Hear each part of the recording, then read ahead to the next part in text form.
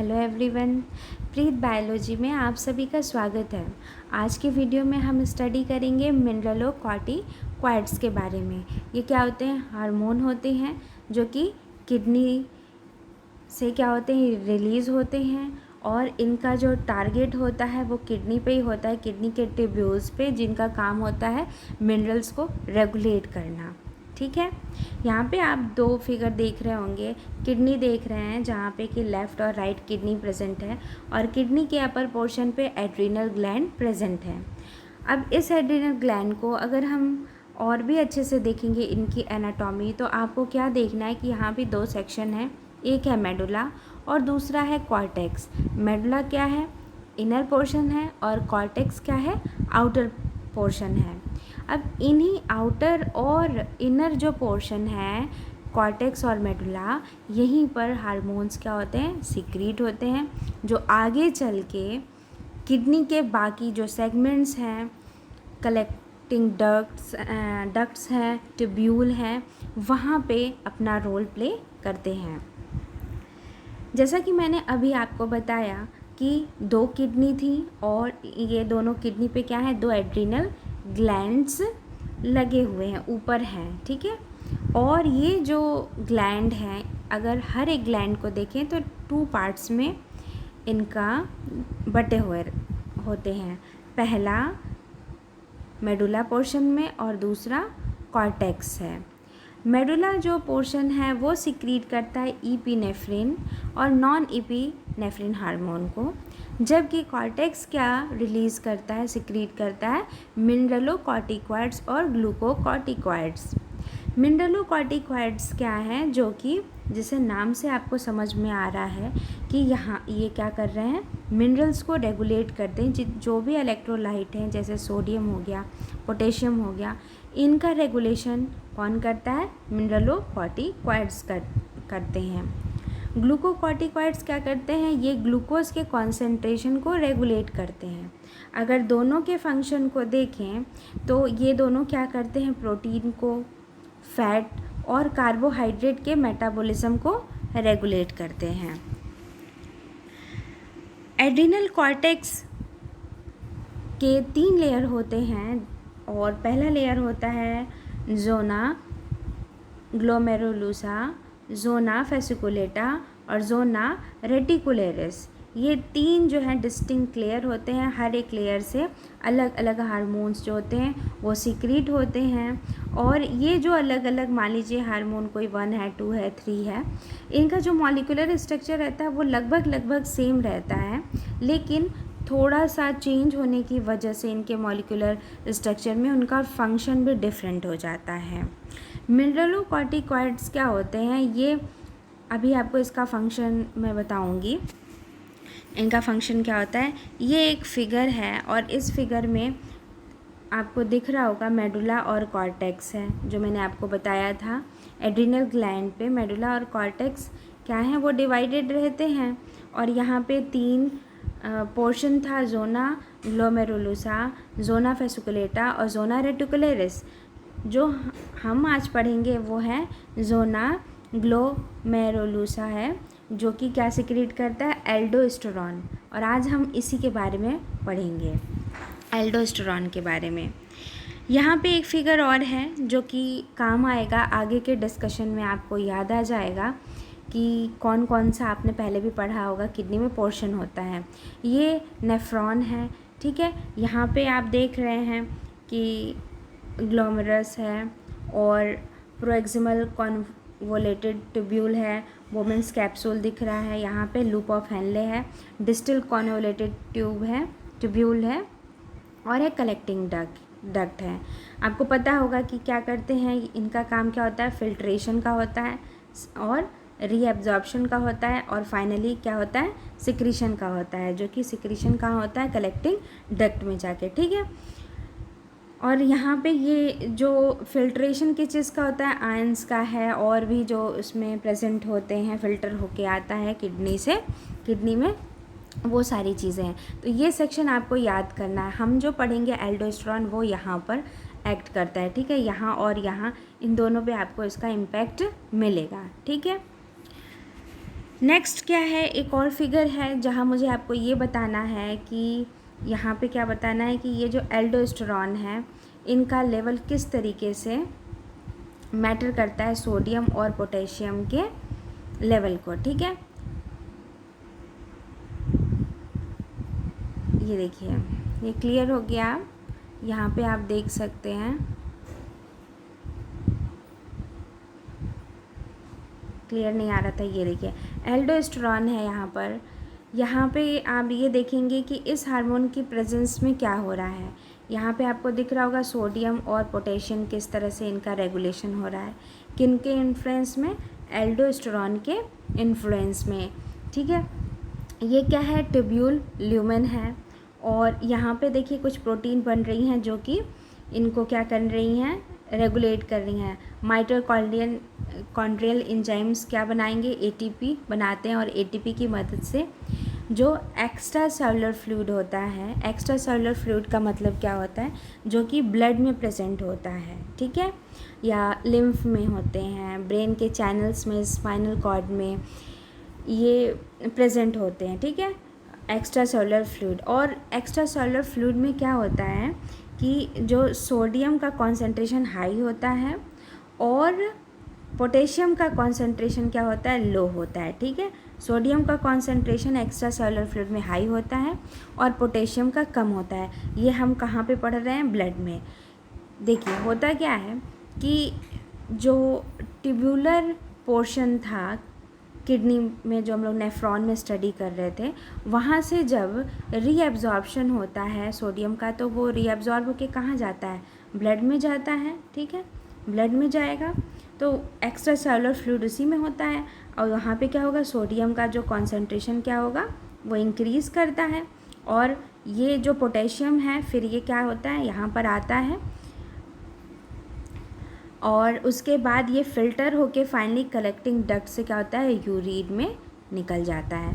तो इससे आपको समझ में आ गया होगा कि रीएब्जॉर्प्शन होता है सोडियम का एक्स्ट्रा सेलुलर फ्लूइड में, और फाइनली पोटेशियम क्या होता है, वो यूरिन से निकल के बाहर आ जाता है। ठीक है, तो आपको ये समझ में आ गया होगा कि ये जो एल्डोस्टेरॉन है ये क्या करता है, एल्डोस्टेरॉन ये रीएब्जॉर्प्शन, सोडियम के रीएब्जॉर्प्शन में मदद करता है और पोटेशियम को यूरिन से बाहर निकालता है।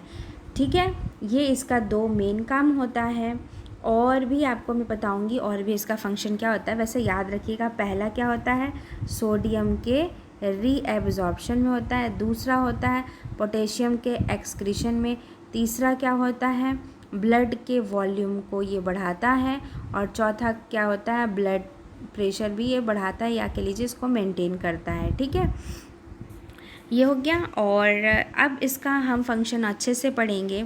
जो सबसे पहला क्या बता रहे कि mineralocorticoids deficiency causes severe renal यहाँ कहने का मतलब किडनी से है। जो भी फंक्शन यहाँ पे क्या हो रहा है, किडनी पे हो रहा है। ठीक है, किडनी के अंदर में हो रहा है, ये वहीं पे एक्ट करता है। Renal sodium chloride wasting and hyperkalaemia, अभी हाइपरकैलेमिया हम लोग पढ़ेंगे। तो जब ये मिनरलोकॉर्टिकॉइड्स का कॉन्सेंट्रेशन लो हो जाता है तो सोडियम का एब्जॉर्प्शन क्या होगा, वो भी एक्स्ट्रा सेलुलर फ्लूइड में क्या हो जाएगा, लो हो जाएगा। नहीं, लो नहीं होगा, हाँ लो हो जाएगा। जब इनका कॉन्सेंट्रेशन कम हो जाएगा मिनरलोकॉर्टिकॉइड्स का, तो सोडियम का रीएब्जॉर्प्शन भी कम हो जाएगा, जिसकी वजह से अब ये सोडियम कहाँ फ़िल्टर होके सारे चले जाएंगे, यूरिन से बाहर निकल जाएंगे। तो जब भी क्या होगा, जब भी सोडियम जो होता है इनका कॉन्सेंट्रेशन कम हो जाता है, जब डिफिशियंसी हो जाती है इनकी, तो होता क्या है कि ब्रेन में, ठीक है, या नर्व्स में या इलेक्ट्रोलाइट का क्या होता है, वो इम्बैलेंस हो जाता है, जिसकी वजह से अल्टर बिहेवियर आपको पेशेंट में दिखेगा। ठीक है, तो सीधी सी बात, नो बकवास। और वो ये कि मिनरलोकॉर्टिकॉइड्स का जब कॉन्सेंट्रेशन कम होगा, मीन्स इनकी जब डिफिशियंसी होगी इन हार्मोन्स की, तो सोडियम का रीअब्जॉर्प्शन कम होगा, और जिसकी वजह से इलेक्ट्रोलाइट क्या होगा, वो इम्बैलेंस हो जाएगा। उसके बाद क्या है कि जब एक्सेसिव एल्डोस्टेरॉन रहता है तो वो हाइपर कैलीमिया रहता है। Hyper kalaemia means loss of potassium ion from the extra cellular fluid into the urine, क्योंकि यही जो एल्डोस्टेरॉन है, अब ये क्या करते हैं, पोटेशियम को क्या कर रहे हैं, वो यूरिन के रास्ते से निकाल रहे हैं, ठीक है। तो इससे क्या होगा कि अब पोटेशियम का जो कॉन्सेंट्रेशन है वो एक्स्ट्रा सेलुलर फ्लूइड में बहुत ज़्यादा कम हो जाएगा, ज़रूरत से ज़्यादा मान लीजिए कम हो जाता है, ठीक है। तो ये क्या स्टिमुलेट करेगा, ये क्या करेगा अब, but also stimulate transport of potassium from intracellular fluid into most cells of the body, और इसी को बोलते हैं हाइपोकैलेमिया। हाइपोकैलेमिया का मतलब यही याद रखिए कि जब पोटेशियम आयन का कॉन्सेंट्रेशन ज़्यादा कम हो जाता है, ज़्यादा लॉस हो जाता है, तो जब ज़्यादा पोटेशियम लॉस हो जाता है तो उस कंडीशन में मसल्स क्या होती हैं, वीक हो जाती हैं। लेकिन जब एल्डोस्टेरॉन का कॉन्सेंट्रेशन कम होगा तो उस केस में पोटेशियम का कॉन्सेंट्रेशन ज़्यादा हो जाएगा। हाइपर का मतलब ही है ज़्यादा, जिस चीज़ के बारे में हम लोग बात कर रहे हैं उसका कॉन्सेंट्रेशन ज़्यादा हो जाएगा। तो यहाँ हम लोग बात कर रहे हैं पोटेशियम की, और ज़्यादा हो जाने की वजह से क्या होगा, जब भी एक्स्ट्रा सेलुलर फ्लूइड में इसका कॉन्सेंट्रेशन ज़्यादा हो जाता है पोटेशियम का, तो उस टाइम में सीरियस कार्डियक टॉक्सिसिटी होती है। क्या होता है, वीकनेस हो जाता है, हार्ट जो होता है वो अच्छे से कॉन्ट्रैक्ट नहीं करता है, ठीक है। उसकी वजह से हार्ट फेलियर का खतरा बढ़ जाता है, ठीक है। तो यानी एक्सेस में भी खतरा है, लो में भी खतरा है। जब ज़रूरत हो तो ये सही कंसंट्रेशन में इस हार्मोन का रिलीज़ होना चाहिए। पर याद रहे कि अगर आप लोग कोई भी चीज़ ज़रूरत से ज़्यादा पोटेशियम लेते हैं तो वो हार्ट के लिए बहुत ही नुकसान दे सकता है, इसीलिए पोटेशियम भी कम खाना चाहिए। और सोडियम की भी अगर कॉन्सेंट्रेशन कम हो गया तो इससे ब्रेन और नर्वस सिस्टम पे बहुत फ़र्क पड़ता है, और इससे अल्टर बिहेवियर भी आपको देखने को पेशेंट में मिलेगा। यहाँ पे क्या है कि जब एक्सेस एल्डोस्टेरॉन इंक्रीज़ करता है तो उसी टाइम सिर्फ़ और सिर्फ ऐसा नहीं है कि पोटेशियम आयन ही ट्यूब्यूल से एक्सचेंज होके फिर वो फाइनली निकलता है, सिक्रीट होता है, उसके साथ साथ हाइड्रोजन आयंस भी, H आयंस भी रिलीज़ हो जाते हैं, जिसकी वजह से बेस करेक्टर वहाँ पे आपको देखने को मिलेगा। उसी को बोलते हैं एल्केलॉसिस बोलते हैं, ठीक है। तो ये इसका एक्सेस होने से ये भी नुकसान होता है। उसके बाद क्या है कि जो एल्डोस्टेरॉन जो स्टिमुलेट करता है, वो क्या स्टिमुलेट करता है, सोडियम और पोटेशियम के ट्रांसपोर्ट को स्वेट ग्लैंड्स में, सिलेवरी ग्लैंड्स में और इंटस्टिशनल इपिथेलियल सेल्स में।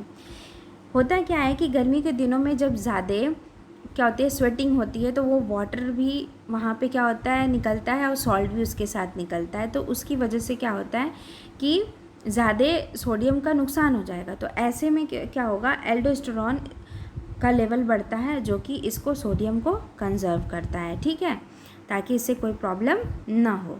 उसके बाद इनके रेगुलेशन की बात करें तो इनके रेगुलेशन कौन कौन कैसे ये रेगुलेट होते हैं। रेगुलेट होने का मतलब ये होगा कब इसका कॉन्सेंट्रेशन एल्डोस्टेरॉन का बढ़ेगा और कब इसका कॉन्सेंट्रेशन घटेगा। तो जब भी potassium ion extra cellular fluid में ज़्यादा हो जाता है तो ऐसे में एल्डोस्टेरॉन का लेवल बढ़ जाता है। क्यों बढ़ता है, ताकि उसको बाहर निकाला जाए, ठीक है, पोटेशियम को। अगर वो ज़्यादा रहेगा तो हार्ट फेलियर का खतरा रहेगा। उसके बाद जब भी एंजियोटेंसिन सेकंड का कॉन्सेंट्रेशन जब बढ़ जाता है एक्स्ट्रा सेलुलर फ्लूइड में, तो उस टाइम भी क्या होता है, एल्डोस्टेरॉन का सिक्रीशन क्या होता है, बढ़ जाता है, ठीक है। यानी ये दोनों डायरेक्टली प्रोपोर्शन है। पोटेशियम अगर बढ़ा तो आपका क्या बढ़ेगा, एल्डोस्टेरॉन का लेवल भी बढ़ेगा। अगर एंजियोटेंसिन सेकंड बढ़ेगा तो वहाँ भी एल्डोस्टेरॉन का कॉन्सेंट्रेशन बढ़ जाएगा। उसके बाद क्या कह रहा है कि ACTH जो कि एंटीरियर पिट्यूटरी ग्लैंड से आते हैं, जिनको ACH को क्या बोलते हैं, एंड्रिनोकॉर्टिकोट्रोपिक हार्मोन। ये क्या होते हैं, is necessary for aldosterone secretion, ये इसके लिए बहुत ही ज़रूरी होते हैं। तो इससे भी इनका रेगुलेशन होता है, ACTH के रेगुलेशन से भी, ठीक है। तो मिला जुला के ये जो शुरू के दो हैं ये बहुत इम्पॉर्टेंट हैं, इन्हीं से इनका कॉन्सेंट्रेशन बढ़ता या घटता है, रेगुलेशन होता है। मेरे ख्याल से ये आपको वीडियो बहुत अच्छे से समझ में आ गई होगी। एक चीज़ जो और रह गई वो ये रह गई बताने के लिए कि जब भी एल्डोस्टेरोन का लेवल क्या होगा, हाई होगा, ठीक है, तो उस समय याद रहे कि सोडियम का रीअब्जॉर्प्शन होता है, ठीक है, और पोटेशियम बाहर यूरिन से आता है, और उसी समय क्या होता है, रीनल वाटर का रिटेंशन होता है, और वो क्या करता है, बीपी को भी मेंटेन करता है, हाई करता है, और ब्लड वॉल्यूम को भी बढ़ाता है, ठीक है। तो ये याद रहिए, यानी कि ब्लड प्रेशर और ब्लड वॉल्यूम को भी रेगुलेट करता है। मेरे ख्याल से आपको ये वीडियो बहुत अच्छे से समझ में आ गई होगी। अगर आपको मेरी वीडियो पसंद आई तो इसे प्लीज़ लाइक ज़रूर कीजिएगा, शेयर ज़रूर कीजिएगा, और अपने फ्रेंड्स के बीच में शेयर कीजिएगा, और सब्सक्राइब भी ज़रूर कीजिएगा। इस वीडियो को पूरा सुनने के लिए आप सभी का बहुत बहुत धन्यवाद।